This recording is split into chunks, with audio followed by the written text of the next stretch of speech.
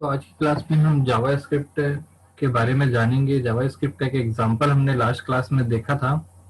आज उसके बारे में थोड़ा सा और जानकारी लेते हैं। उसके पहले मैं फिर से एक बार बताना चाहता हूँ, आपकी स्क्रीन पर दो विंडो दिख रहे होंगे। लेफ्ट साइड में एक विंडो ओपन है जिसमें नोटपैड प्लस प्लस में हम कोड करते हैं। ये एक एडिटर है। इसमें फाइल जो सेव हो रही है उसका नाम है test1.html और वो ई के अंदर एग्जाम्पल्स फोल्डर के अंदर है। उसी फाइल को हमने ब्राउजर में भी ओपन किया है। आप देख सकते हैं ई के अंदर एग्जाम्पल्स के अंदर test1.html। यहाँ पर हम जब कोड लिख करके सेव करेंगे और यहाँ पर लोड करेंगे तो यहाँ पर हमें आउटपुट दिखेगा। ये कोड विंडो है और ये आउटपुट दिख रहा है। अब हमें यहाँ पर HTML में जावास्क्रिप्ट के कोड लिखना है और यहाँ पर हमें उसका आउटपुट देखना है। कोड कुछ इस तरीके से होंगे कि जावास्क्रिप्ट के छोटे छोटे एलिमेंट्स हम सीखते जाएंगे। क्लियर है? मैंने पहले भी बताया कि जावास्क्रिप्ट एक क्लाइंट साइड प्रोग्रामिंग लैंग्वेज है और इसको ऐड करने के लिए बॉडी में स्क्रिप्ट स्क्रिप्ट टैग का यूज करना पड़ता है। तो स्क्रिप्ट टैग को ओपन करिए, स्क्रिप्ट टैग को क्लोज करेंगे। इसके बीच में जावा स्क्रिप्ट के कोड हमको लिखना होगा। जावा स्क्रिप्ट एक प्रोग्रामिंग लैंग्वेज है और उसका कोड हमको यहाँ लिखना होता है। स्क्रिप्ट का कॉम्बिनेशन आप मल्टीपल भी रख सकते हैं, यानी कि आप दो जावा स्क्रिप्ट का कोड और दो स्क्रिप्ट के अंदर लिख सकते हैं। मैंने यहाँ पर एक स्क्रिप्ट बनाया और यहाँ पर एक स्क्रिप्ट बनाई, दोनों को अलग अलग बंच में यहाँ पर कुछ कोड लिख दिया। मान लीजिए एक कोड यहाँ है और दूसरा बी कोड यहाँ है। दोनों स्क्रिप्ट के जो कोड हैं वो एग्जीक्यूट होंगे और फाइनली वो HTML जनरेट करके यहाँ पर HTML पेज पर हमें दिखाई देंगे। क्लियर है? तो स्क्रिप्ट टैग का कुछ इस तरीके से यूज होता है। जावा स्क्रिप्ट का यूज HTML के कंटेंट को चेंज करने के लिए, CSS के कंटेंट को चेंज करने के लिए, कोई भी कंटेंट जो है रन टाइम पर क्लाइंट साइड चेंज किया जा सकता है जावास्क्रिप्ट के द्वारा। यहाँ तक कि आप उसमें से एलिमेंट को चेंज कर सकते हैं, HTML की बॉडी के कंटेंट को चेंज कर सकते हैं, CSS की स्टाइल रन टाइम पे चेंज कर सकते हैं, रन टाइम पे कोई एक्शन परफॉर्म कर सकते हैं, रन टाइम पर कोई कैलकुलेशन परफॉर्म कर सकते हैं, रन टाइम पर कोई भी एक्टिविटी परफॉर्म कर सकते हैं। कुल मिला के सारी बातों की एक बात है कि रन टाइम पर कोई भी मैथमेटिकल कैलकुलेशन या प्रोग्रामिंग लॉजिकल टाइप के कैलकुलेशन जो होते हैं उनको आप जावास्क्रिप्ट के द्वारा रन टाइम पर क्लाइंट मशीन पर परफॉर्म कर सकते हैं। तो आइए देखते हैं कि कुछ बेसिक चीजें यहाँ पर हम देखेंगे आज। सबसे पहले तो बॉडी में सबसे पहले मैं यहाँ पर एक एग्जांपल दिखाता हूँ। मैंने एक H1 टैग लगाया। मैं H1 टैग इसलिए लगा रहा हूँ क्योंकि इससे आप अच्छी तरीके से वाकिफ हैं। और मैंने H1 टैग को क्लोज कर दिया। आपको पता है कि जब मैं यहाँ सेव करके जब यहाँ लोड करूंगा तो ये साई कॉलेज जो है H1 होने के कारण थोड़ा बड़े साइज में आपको दिखाई दे रहा है। अब मैं यहाँ पर कुछ स्क्रिप्ट लगाने वाला हूँ जो कि जावा स्क्रिप्ट होगी। और सबसे पहला हम जो जावा स्क्रिप्ट का स्टेटमेंट पढ़ेंगे वो होगा आउटपुट स्टेटमेंट। यानी कि आप किसी स्क्रिप्ट की ऐसी कौन सी लाइन है जिसके द्वारा आप यहाँ पर कुछ आउटपुट दे सकते हैं, कुछ प्रिंट करा सकते हैं। तो आज हमारा जो टॉपिक है वो है आउटपुट स्टेटमेंट। आप जावा स्क्रिप्ट के द्वारा जावा स्क्रिप्ट का यूज करके आउटपुट कैसे दिखा सकते हैं। आज की क्लास में हम सिर्फ आउटपुट दिखाने के दो तीन माध्यम हैं, उनको हम समझते हैं। क्लियर है? सबसे पहला जो मेथड है आउटपुट दिखाने के लिए जावा स्क्रिप्ट में वो है ये मैं बताने से पहले एक बात और आपको क्लियर कर देना चाहता हूं कि जावा स्क्रिप्ट जो है वो केस सेंसिटिव लैंग्वेज है। केस सेंसिटिव लैंग्वेज होने के कारण मैं आपको इसमें जो केस है उसको मैच कराना काफी जरूरी होता है। इसका एक एग्जांपल बताऊं कि अगर मैं लिखता हूं ABC और मैं लिखता हूं ABC, दोनों जो हैं वो नॉट इक्वल होंगे। केस सेंसिटिव का मतलब है कि अपर केस और लोअर केस दोनों को अलग अलग मानेगा वो। यानी कि अगर आपके कोड में इस तरीके का कोड लिखा हुआ है गेट एलिमेंट, यहाँ पर जो ई कैपिटल है और आप अगर ऐसा लिख देते हैं गेट एलिमेंट, तो इस कंडीशन में जो जावा स्क्रिप्ट है उसमें एरर आएगा या फिर वो वर्क नहीं करेगा। क्लियर है? तो जहां पर कैपिटल लेटर्स लिखे हुए हैं वहां पर कैपिटल ही लिखना है, स्मॉल नहीं कर सकते, जहां स्मॉल है वहां पर कैपिटल नहीं कर सकते, यानी कि कैपिटल और स्मॉल का आपको अच्छे से ध्यान देना पड़ेगा। सेम केस सेंसिटिव लैंग्वेज, सी लैंग्वेज भी जो है वो केस सेंसिटिव लैंग्वेज है, जावा भी जो है केस सेंसिटिव लैंग्वेज है, और साथ ही साथ जावा स्क्रिप्ट जो है वो भी केस सेंसिटिव लैंग्वेज है। तो कई लोगों के मन में ये क्वेश्चन भी आता है कि लैंग्वेज को केस सेंसिटिव क्यों बनाया जाता है, कि हम ऐसा लिखें या ऐसा लिखें, दोनों पे एग्जीक्यूट हो जाना चाहिए, तो हमें कैपिटल स्मॉल को याद रखने की जरूरत नहीं पड़ेगी। इससे फायदा ये होता है केस सेंसिटिव बनाने से जो वेरिएबल का जो आइडेंटिफायर होता है, आइडेंटिफायर का जो स्कोप होता है वो काफी ज्यादा बढ़ जाता है, काफी ज्यादा, मतलब 26 × 26 इतने स्कोप जो है वो बढ़ जाएंगे जितने कैरेक्टर्स होंगे। क्लियर है, वो आगे की बात है। सबसे ये जो पॉइंट है इसको याद रखना है आपको कि जावा स्क्रिप्ट जो है वो केस सेंसिटिव है, जहां कैपिटल लिखा हुआ है वहां पे कैपिटल लिखना है, जहां स्मॉल लिखा हुआ है वहां पे स्मॉल लिखना है। अब इसके कुछ रूल्स भी हैं, वो मैं आगे डिस्कस करूंगा कि कहाँ पर कैपिटल होता है और कहाँ पर स्मॉल होता है, इसके कुछ रूल्स भी हैं जिसको आप आसानी से याद रख सकते हैं और आपको कंफ्यूजन नहीं होगा। आगे देखते हैं, हमारा जो टॉपिक आज का है उसके ऊपर फोकस करते हैं कि जावा स्क्रिप्ट के द्वारा हम आउटपुट कैसे दिखाएंगे। तो सबसे पहला जो माध्यम होता है जावा स्क्रिप्ट में आउटपुट दिखाने का, उसका नाम है, या वो एक फंक्शन है, या वो एक प्रकार से एक वर्किंग मेथड है जावा स्क्रिप्ट का, जिसका नाम है document dot get element by ID. ये जो आपका मेथड है document dot get element ID, इसका मतलब होता है कि यहाँ पर आपको सबसे पहली बात है कि क्या कैपिटल है क्या स्मॉल है, आपको ध्यान रखना है। इसका नियम मैं लास्ट में बताऊंगा कि कब स्मॉल रखना है कब कैपिटल रखना है। डॉक्यूमेंट डॉट का मतलब होता है, डॉट का मतलब होगा आपका का, इसको हिंदी मीनिंग इस तरीके से समझ सकते हो, डॉक्यूमेंट का गेट एलिमेंट। डॉक्यूमेंट में बहुत सारे एलिमेंट होते हैं, जैसे ये एक एलिमेंट है, H1 एलिमेंट है, और आप यहाँ पर 2-3 एलिमेंट रख लीजिए। मान लीजिए मैं यहाँ पर P एलिमेंट रख देता हूँ जिसको पैराग्राफ बोलते हैं। तो आप देखेंगे कि डॉक्यूमेंट में यहाँ पर 2 एलिमेंट आ गए हैं, एक H1 का एलिमेंट है और एक पैराग्राफ का एलिमेंट है। क्लियर है, ये 2 एलिमेंट है। तो इस कोड का मतलब होता है, जो यहाँ पर हमने लिखा कोड अभी,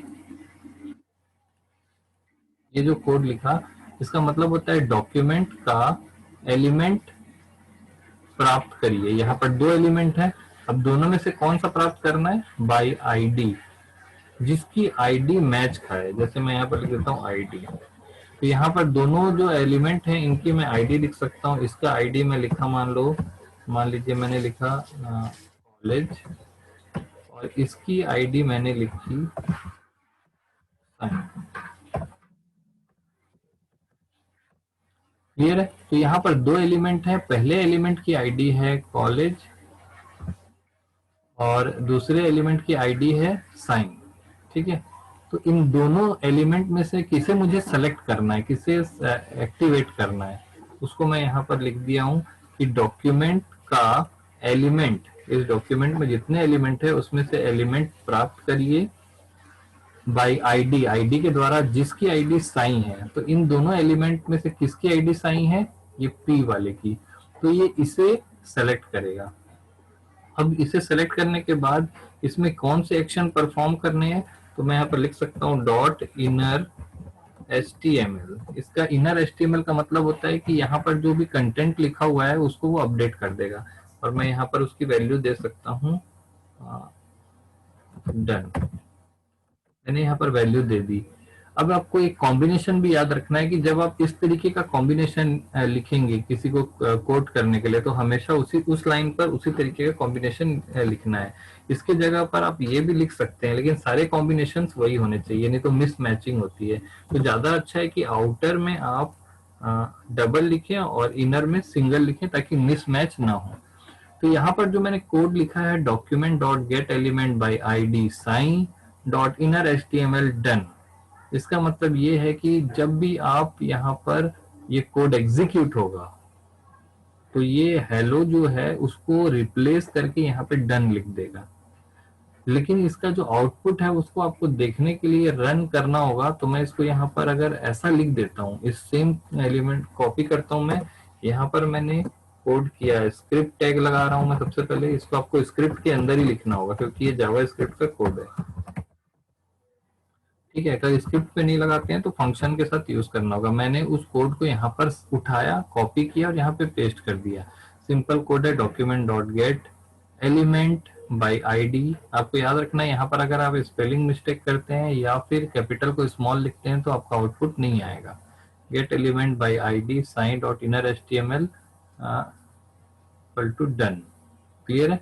तो इस तरीके से आपने जो कोड लिखा है और इसको हम जब सेव करेंगे तो आप देखेंगे कि जब यहाँ पर हमने लोड किया तो यहाँ पर जो है डन लिखा हुआ आया, ना कि हेलो लिखा हुआ आया। लास्ट क्लास में हमने यहाँ पे ब्लैंक लिखा था, एक्चुअली यहाँ पर हेलो लिखा हुआ आना चाहिए था। लेकिन जब ये पहले हेलो लिखा, उसके बाद जब स्क्रिप्ट रन हुई, स्क्रिप्ट रन होने के बाद यहाँ पर डन लिखा गया हेलो मिट के। अब मैं चाहता हूँ कि ये जो हेलो है लिखा, डन जो है वो बाद में लिखा है, मैं जब क्लिक करूं तब लिखा है, ताकि मुझे इसका इफेक्ट दिखाई दे। तो मैं इसको स्क्रिप्ट में न लिख करके इन लाइन कॉल कर लेता हूं। इन लाइन कॉल करने के लिए सबसे पहले मैं यहाँ पर, आपको कंफ्यूजन ना हो इसलिए इस कोड को मैं हटा देता हूं। अब आपको देखना है कि इन लाइन कॉलिंग कैसे करते हैं। तो मैं यहाँ पर बटन क्रिएट करता हूँ, button type equal to button. मैंने यहाँ पे एक बटन बनाया। आपको पता है कि बटन बनाया जा सकता है, आपने पहले भी पढ़ा है। और बटन को मैं क्लोज कर देता हूँ। यहाँ पर मैंने एक बटन बनाया जिसमें क्लिक लिखा होगा। तो जब मैं इसको सेव करूंगा और रन करूंगा तो आप देखेंगे कि यहाँ पर ये पहला एलिमेंट है जिसमें साई कॉलेज लिखा है, दूसरा एलिमेंट है जिसमें हेलो लिखा है, और एक बटन बन गया जिसमें क्लिक कर रहा है, क्लिक लिखा है, बट क्लिक करने पर कुछ काम नहीं हो रहा है। अगर ये सबमिट बटन होता तो सर्वर को रिस्पॉन्स करता, लेकिन यहाँ पर ये सिंपल बटन है और इस बटन पे मैं जावा स्क्रिप्ट ऐड कर देता हूँ ताकि जब मैं इस पे क्लिक करूं तो ये हेलो मिटे और दूसरा चीज आए। क्लियर है? तो इसके ऊपर, इस बटन के ऊपर मुझे जावा स्क्रिप्ट ऐड करना होता है। तो जावा स्क्रिप्ट का एक फंक्शन होता है ऑन क्लिक, और वो स्मॉल में होता है। इसका मतलब है बटन के ऊपर जब भी क्लिक किया जाएगा तो क्या काम होगा। तो क्या काम होगा, मैं चाहता हूं बटन के ऊपर जब भी क्लिक हो तो वो ये वाला काम कर दे, यानी कि डॉक्यूमेंट में से उसको सेलेक्ट करे, पूरे HTML डॉक्यूमेंट में से उस एलिमेंट को सेलेक्ट करे जिसकी आईडी साई है, और वहां पर जा करके वो डन लिख दे। क्लियर है? तो मैंने इसको कॉपी किया। कॉपी करने के बाद यहाँ पर सिंपल आप इसको पेस्ट कर दीजिए। पेस्ट करने के लिए आपको इसको डबल कोट के अंदर रखना पड़ेगा, इसीलिए मैंने बोला था कि डबल कोट और सिंगल कोट का ध्यान रखिए। तो आप देखेंगे कि ऑन क्लिक के बाद मैंने डबल कोट ओपन किया और same statement document dot get element by ID. अब यहाँ पर ये छोटा मैंने सिंगल कोट इसलिए लगाया है क्योंकि अगर आप यहाँ पे डबल कोट लगा देते तो ये वाला डबल कोट स्टार्टिंग और यहाँ पर ही एंड हो जाता, फिर आगे का एग्जीक्यूशन नहीं हो पाता। इसलिए उसको मिसमैच ना हो, यहाँ पर आप सिंगल लगाइए ताकि इसको पता चले कि ये जो चीज है वो इसके आगे भी चल रही है। तो देखिए यहाँ पे सिंगल चालू, सिंगल खत्म, और यहाँ पर आके वो खत्म हो रहा है। क्लिक है? तो इस तरीके से मैंने ये जावा स्क्रिप्ट का कोड जो है ऑन क्लिक इवेंट पर लगा दिया है बटन पर। अब जब मैं इसको सेव करूंगा, ये इन लाइन जावा स्क्रिप्ट कहलाएगा, लाइन पर ही रखा है, जैसे आपने CSS के बारे में देखा था वैसे ही है ये। अब अगर मैं यहाँ पर आपका आउटपुट देखूं और लोड करूं इसको, तो देख रहे हैं आप कि जब मैं इस पर क्लिक कर रहा हूँ, फिर से मैं लोड करता हूँ, स्टार्टिंग में ये हेलो लिखा हुआ है, और जब भी मैं इसके ऊपर क्लिक करूंगा तो हेलो मिट करके डन लिखा जाएगा। देखिए मैं क्लिक किया तो यहाँ पे क्या हो गया, डन लिखा गया। मैं चाहता हूँ कि जब मैं यहाँ पे क्लिक करूँ तो साई कॉलेज वाला मिट करके यहाँ पे डन लिखा है। तो मुझे क्या करना होगा, यहाँ पर गेट एलिमेंट बाई आईडी में मैंने साई लिखा है क्योंकि इसकी आईडी साई है जहां पर हेलो लिखा था, इसलिए इसको चेंज हो गया। मैं अगर आईडी को यहाँ पर कॉलेज कर देता हूँ, आप देखेंगे कि कौन सा एलिमेंट है जिसकी आईडी जो है वो कॉलेज है, ये वाला। क्लियर है? तो उसको अपडेट करेगा ये। अब मैं इसको सेव करता हूँ। सेव करने के बाद जब मैं इसका आउटपुट देखूंगा और इसको लोड करते हैं हम लोग, तो हम देखेंगे साई कॉलेज लिखा है और हेलो लिखा है। जब मैं क्लिक करूंगा यहाँ पर, तो जो साई कॉलेज था उसको चेंज किया उसने। तो मेरे बताने का जो मकसद था वो ये था कि ये जो स्टेटमेंट हम लिख रहे हैं, आउटपुट स्टेटमेंट, इसका मतलब होता है कि पूरे HTML में से उस एलिमेंट को आप सेलेक्ट करिए जिसकी आईडी जो है वो साइन है। अब आपको यहाँ पर ये ध्यान रखना है कि दो की आईडी सेम ना हो, नहीं तो प्रॉब्लम क्रिएट होगी। तो उसका जो इनर HTML है उसमें डन लिख दीजिए। क्लियर है? अब अगला चीज, जो दूसरा स्टेटमेंट है जिसके द्वारा हम आउटपुट दिखा सकते हैं, उसका नाम है डॉक्यूमेंट डॉट राइट। ये एक फंक्शन है जावा स्क्रिप्ट का जिसके द्वारा आप क्या कर सकते हो, कोई आउटपुट को दिखा सकते हैं। दोनों मेथड है, ये मेथड भी काम करता है, ये मेथड भी काम करता है। दोनों का अलग अलग रोल है, अलग अलग प्लेस पे दोनों अच्छी तरीके से काम करते हैं। तो अब हम दूसरे मेथड की बात करते हैं। अगर मुझे कुछ आउटपुट दिखाना है तो मैं यहाँ पर सेम वही काम कर सकता हूँ जैसा मैंने यहाँ पे किया था। अगर मुझे जावा स्क्रिप्ट में इसको ऐड करना था तो मेरे पास एक मेथड था, मैंने बताया कि स्क्रिप्ट टैग लगाएंगे और स्क्रिप्ट टैग को क्लोज करेंगे और उसके अंदर हम ये लिख सकते हैं। क्लियर है? तो ये किसी एलिमेंट को चेंज करता है, पहले यहाँ एलिमेंट बनाना पड़ेगा और उसको फिर वो चेंज करता है। तो डॉक्यूमेंट और गेट एलिमेंट आईडी में आपको एक बाउंडेशन है कि वो एलिमेंट पहले से होना चाहिए विथ आईडी। क्लियर है? तो इसको जब मैं रन करूंगा तो आप देखेंगे कि इस तरीके से यहाँ पर आपको दिखाई देगा। अगला अगर हम देखते हैं, इसमें डॉक्यूमेंट और गेट एलिमेंट आईडी को हम रिमूव कर देते हैं और यहाँ पर लिखते हैं डॉक्यूमेंट डॉट राइट।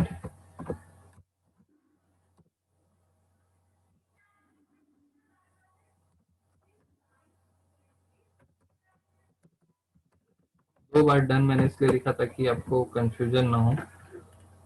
तो दूसरा मेथड है कि जब भी स्क्रिप्ट टैग के अंदर डॉक्यूमेंट डॉट राइट लिखा हुआ होगा तो वो जो ये जो स्टेटमेंट है ये क्या करेगा, जब आप इसको लोड करेंगे तो उसके लिए पुरानी जगहों को रिप्लेस नहीं किया जाएगा। जैसे अभी आपने देखा था document dot get element by ID में पुरानी वैल्यू को रिप्लेस किया जा रहा था, पुरानी वैल्यू को ओवरराइट किया जा रहा था, पुरानी वैल्यू हटा के नई वैल्यू लाई जा रही थी। बट डॉक्यूमेंट डॉट राइट जो फंक्शन है जावास्क्रिप्ट का, ये एक नए एरिया पर ऐड करता है, यानी कि अपेंड करता है, नीचे में बीच में कहीं पर भी ये अपेंड कर देगा। पुरानी चीज कंटेंट को हटाएगा नहीं।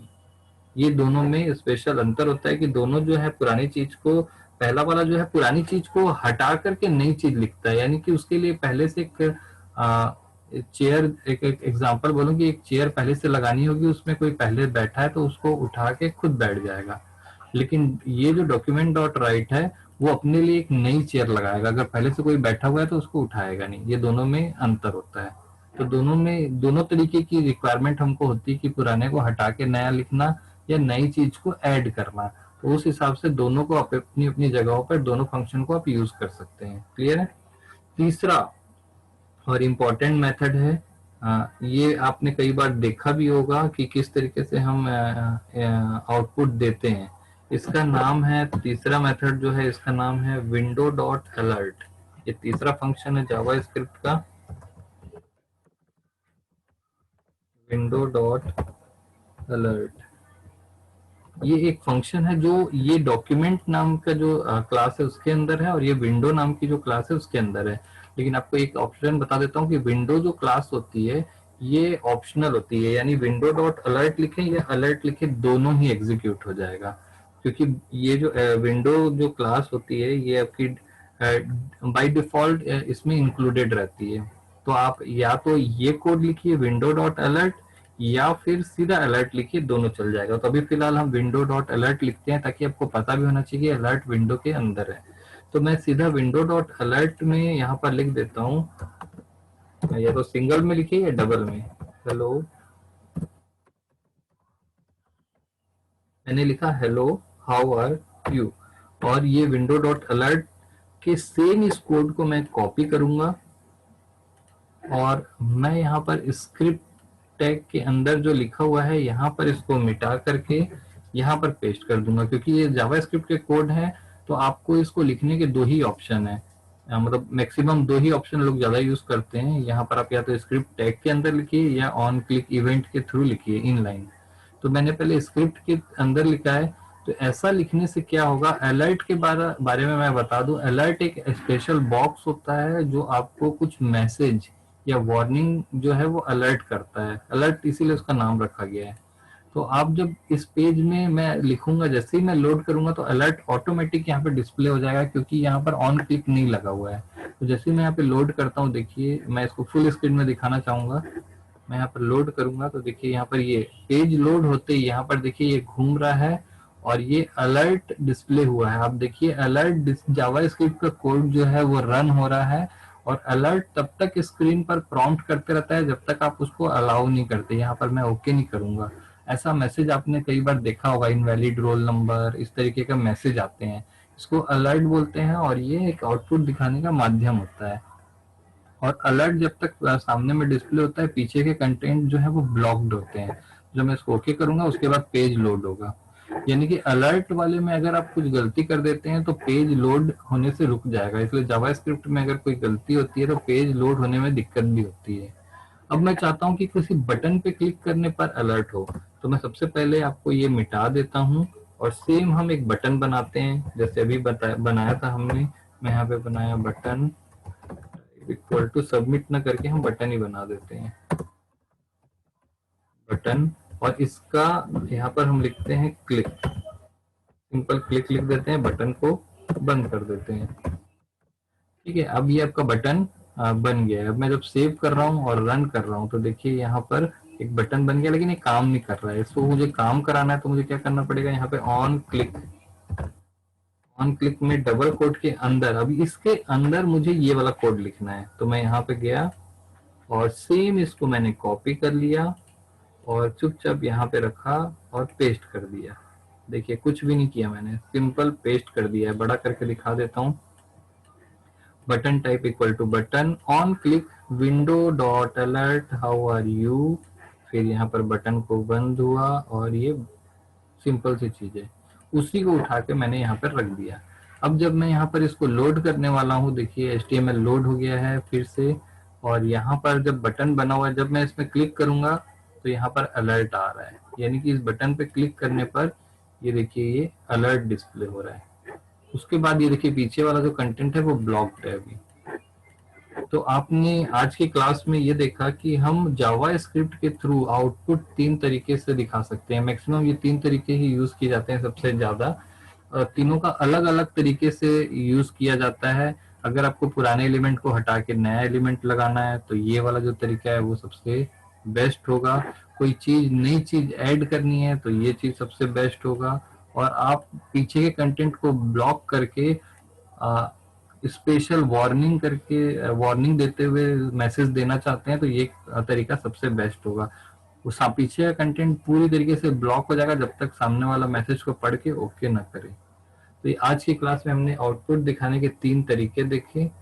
इस चीज में अगर आप किसी को कोई डाउट है तो आप लोग पूछ सकते हैं।